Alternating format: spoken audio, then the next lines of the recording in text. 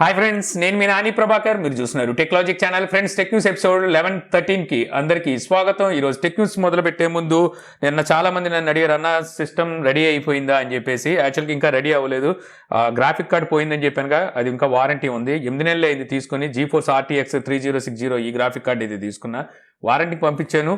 ఇవాళ అయితే తెలిసిపోతుంది సాయంకాలం కల్లా. రేపైతే కొత్త గ్రాఫిక్ కార్డు రావడమో లేకపోతే అదే గ్రాఫిక్ కార్డు మళ్ళీ వాళ్ళు పంపిస్తారో చూడాల్సి ఉంటుంది అనమాట. సో ప్రస్తుతానికి నేను ఏంటంటే CPU కనెక్ట్ చేశాను, గ్రాఫిక్ కార్డు తీసేసి. అందువల్ల బ్రౌజింగ్ ఇలాంటివి అయితే చేసుకోవచ్చు, కానీ వర్క్ చేయలేము. అంటే ర్యాండరింగ్కి హ్యాట్లకి అయితే పని చేయదు. సో ప్రస్తుతానికి మనకి మ్యాక్ బుక్ దిక్కు అవుతుంది అనమాట. సో ఈరోజు టెక్ న్యూస్లోకి అయితే వెళ్ళిపోతాం. సో మొదటి నుంచి చూస్తే మనకి Redmi Note 11 Pro, Redmi Note 11 Pro Plus ఈ రెండు మొబైల్స్ మన ఇండియాలో లాంచ్ అయిపోతున్నారని చెప్పేసి రీసెంట్ డేస్లో మనం టెక్ న్యూస్లో మాట్లాడుకున్నాం కదా. ఇప్పుడు డేట్ అయితే కన్ఫర్మ్ అయింది. మార్చి 9వ తారీఖున ఈ మొబైల్స్ లాంచ్ అయిపోతున్నట్టుగా అఫీషియల్గా ఇప్పుడు రెడ్మీ ట్విట్టర్లో టీజ్ అయితే చేస్తుంది అనమాట. సో ఇక్కడ చూస్తే వీళ్ళు 5G అలాగే 120Hz display refresh rate, 108 megapixel camera, 67 watt fast charging support ఇవైతే వీళ్ళు ఇక్కడ టీజ్ చేస్తున్నారు. యాక్చువల్గా ఇక ఈ మొబైల్ ప్రైజెస్ కూడా మనకి ఈసారి చాలా ఎక్కువగా అయితే ఉండబోతుంది అనమాట. వీళ్ళు చైనాలోనే ఎక్కువ రేట్లో అయితే లాంచ్ చేశారు. మనకి రెడ్మీ Note 11 Pro దగ్గర 22,000 రూపాయలు ఏమన్నట్టుంది. 25,000 రూపాయల వరకు మనకి రెడ్మీ Note 11 Pro Plus అయితే వెళ్ళబోతుంది అనమాట.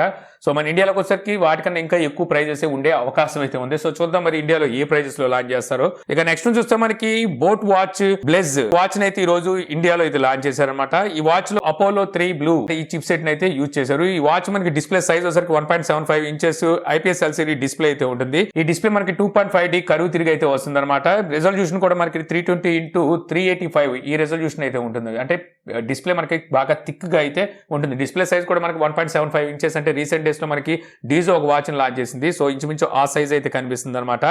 సో ఇంకా ఇందులో మనకి హార్ట్ రేట్ మానిటర్ ఉంటుంది. 100+ మనకి వాచ్ ఫేసెస్ ఉంటాయి. స్క్వేర్ గా అయితే వస్తుంది అనమాట. ఈ వాచ్ వచ్చేసరికి 3 ATM water and dust resistant తో అయితే వస్తుంది. అలాగే heart rate monitor, SpO2, sleeping tracking ఇవన్నీ అయితే మనకి ఇందులో ఫీచర్స్ ఉంటాయి. ఈ ప్రైస్ చూస్తే మనకి 3,999 రూపాయలు, అంటే దగ్గర 4,000 రూపాయలు ప్రైస్ అయితే పెట్టారు. ఈ రోజు నుంచి అమెజాన్ ద్వారా ఈ వాచ్ సేల్ కి అయితే తీసుకొచ్చారు. కాకపోతే లాంచ్ ఆఫర్ కింద వీళ్ళు 3,500 రూపాయలకి ఈ వాచ్ అయితే తీసుకొచ్చినట్టు తెలుస్తుంది. త్వరలో ఈ వాచ్ మన ఛానల్ అయితే అన్బాక్సింగ్ ఉంటుంది. ఇక నెక్స్ట్ న్యూస్ చూస్తే మనకి బౌన్స్ ఇన్ఫినిటీ E1 ఎలక్ట్రానిక్ స్కూటర్ని అయితే వీళ్ళు నిన్న లాంచ్ అయితే చేశారు. సో ఇది కాకుండా ఇండియాలో మొత్తం 7 సిటీస్లో వీటి టెస్ట్ డ్రైవింగ్ అనేది అయితే త్వరలో తీసుకొస్తామని చెప్పేసి వీళ్ళైతే చెప్తున్నారు. అందులో చూసుకుంటే మనకి తెలుగు రాష్ట్రంలో హైదరాబాద్ అయితే కనిపిస్తుంది. ప్రస్తుతం బెంగళూరులో టెస్ట్ డ్రైవింగ్ అయితే నడుస్తున్నట్టుగా తెలుస్తుంది అనమాట. ఇందులో మన ప్రత్యేకత ఏంటంటే స్వాపబుల్ బ్యాటరీతో అయితే ఈ స్కూటర్ వస్తుంది అనమాట. సో అంటే మనం బ్యాటరీని తీసేసి ఇంట్లో డాక్ లాంటిది ఏదైనా ఉంటే, అంటే బ్యాటరీ ఛార్జింగ్ ఒక డాక్ లాంటిది అయితే వీళ్ళు ప్రొవైడ్ చేస్తారు.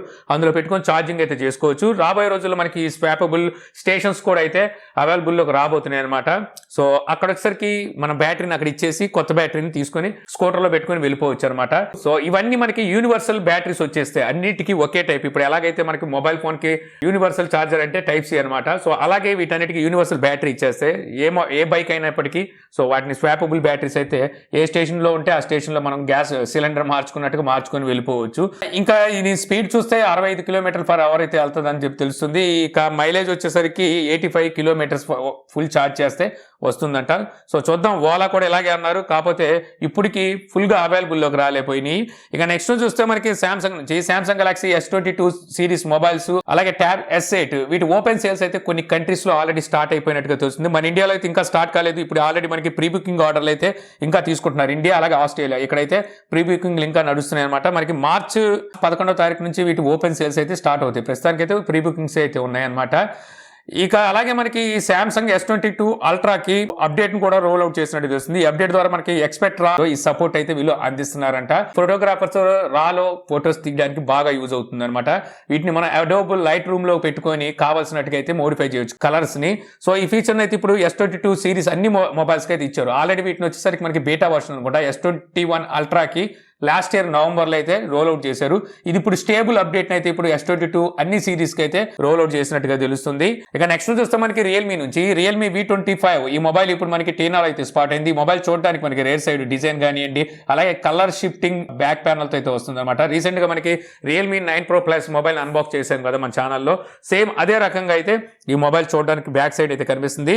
సో ఇక్కడ ఉన్న లీక్స్ ప్రకారం కనుక చూస్తే చైనాలో ఈ మొబైల్ ని మార్చి 3వ తారీఖున అయితే లాంచ్ చేయబోతున్నారు. ఈ రియల్మీ 9 Pro Plus నే రీబ్రాండ్ చేసి V25 పేరు మీద చైనాలో తీసుకొస్తారని చెప్పేసి సో ఇక్కడ న్యూస్ అయితే ఉంది. కాకపోతే ఈ మొబైల్ స్పెసిఫికేషన్స్ అలాగే మన ఇండియాలో లాంచ్ చేసిన మొబైల్ స్పెసిఫికేషన్స్ డిఫరెన్స్ అయితే ఉన్నాయన్నమాట. ఈ మొబైల్ మనకి IPS LCD display 120 Hz display refresh రేట్తో సైడ్ మౌంటెడ్ ఫింగర్ ప్రింట్ తో స్నాప్డ్రాగన్ 695 ప్రాసెసర్తో రేర్ సైడ్ మనకి 64 మెగాపిక్సెల్ కెమెరాతో అయితే రాబోతుంది. ఇవన్నీ అయితే మనకి ఇండియాలో లాంచ్ చేసిన దాంతో మ్యాచ్ అయితే కావట్లేదు.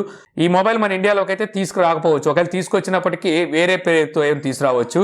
ఇక నెక్స్ట్ చూస్తే మనకి వివో నుంచి వివో ఫ్లాగ్షిప్ రేంజ్ మొబైల్స్ లో మనకి నెక్స్ట్ ఐడియా ఉండే ఉంటుంది. ఇప్పటి వరకు ఈ నెక్స్ట్ సిరీస్ లో 4 మోడల్స్ ఏమో తీసుకొచ్చినట్టున్నారు. ఇప్పుడు వచ్చేసరికి నెక్స్ట్ 5 అనే మోడల్ అయితే తీసుకురాబోతున్నారు. అయితే ఇప్పుడు దీన్ని నెక్స్ట్ పేరు మీద కాకుండా ఎక్స్ నోట్ అనే పేరు మీద అయితే వివో లాంచ్ చేయాలని చెప్పి అయితే భావిస్తుందంట. దీనికి సంబంధించి కొన్ని స్పెసిఫికేషన్స్ అలాగే లీక్స్ అయితే బయటకు వచ్చినాయి. ఈ మొబైల్ లో మనకి డిస్ప్లే సైజ్ కూడా 7 ఇంచెస్ అయితే ఉండబోతుందంట. ఫ్యాబ్లెట్ అని పిలవచ్చు. కాకపోతే ఈ మొబైల్ మనకి వాటర్ ఫాల్ డిస్ప్లేతో రాబోతుంది కాబట్టి డిస్ప్లే సైజ్ అనేది పెరిగినా మనకి మొబైల్ సైజ్ అయితే పెరగదు.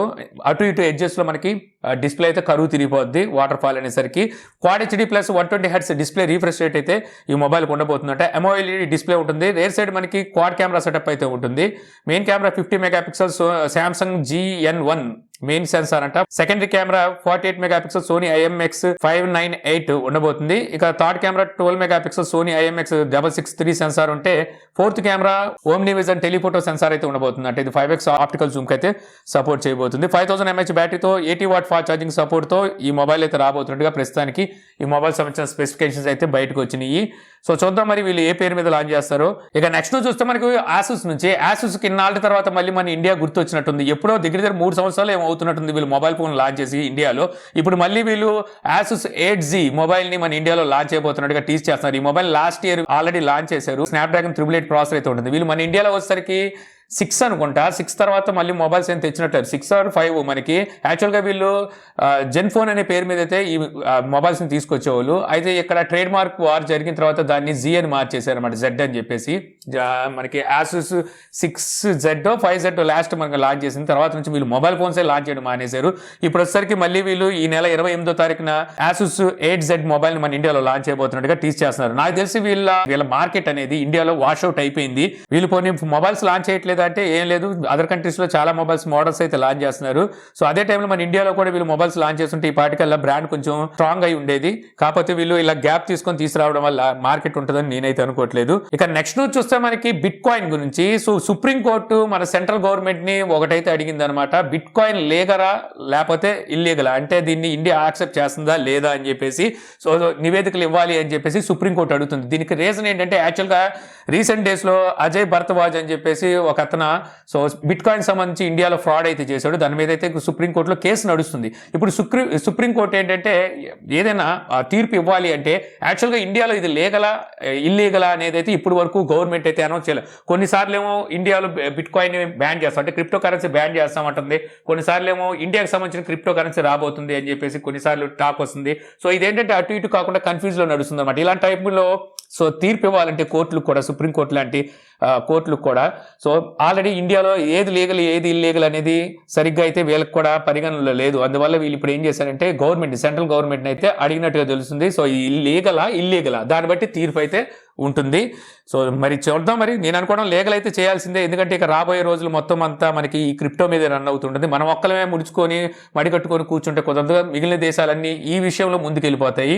ఇక నెక్స్ట్ చూస్తే మనకి ట్రాయ్ ఇచ్చిన నివేదికల ప్రకారం ఇండియాలో ఇప్పుడు వరకు యాక్టివ్ యూజర్స్ కనుక చూసినట్టయితే ఏది మొబైల్ యూజేజ్ లో సిమ్ కార్డ్ యూజ్ చేసే వాళ్ళు దగ్గర 1 బిలియన్ యాక్టివ్ యూజర్స్ అయితే దాటినట్టుగా ఇప్పుడు ట్రాయ్ అయితే చెప్తుంది అనమాట. మొత్తం ఇండియా బయటగా చూస్తే 1.155 బిలియన్ సబ్స్క్రైబర్స్ అయితే ఉన్నారంట. అంటే మొబైల్ ఫోన్ వాడేవాళ్ళు. ఇందులో యాక్టివ్ యూజర్స్ కనుక చూస్తే 1,06,30,000 మంది సో యాక్టివ్ యూజర్స్ అయితే ఉన్నారంట. మన ఇండియా పాపులేషన్ అంతా 130 కోట్లు అనుకుంటా కదా. అందులో దగ్గర 100 కోట్ల మంది పైనే యాక్టివ్ యూజర్స్ అయితే ఉన్నారు. మామూలుగా చూస్తే ఈ రోజున ప్రతి ఒక్కరి చేతిలో 2 సిమ్ కార్డులు అయితే ఖచ్చితంగా ఉంటున్నాయి.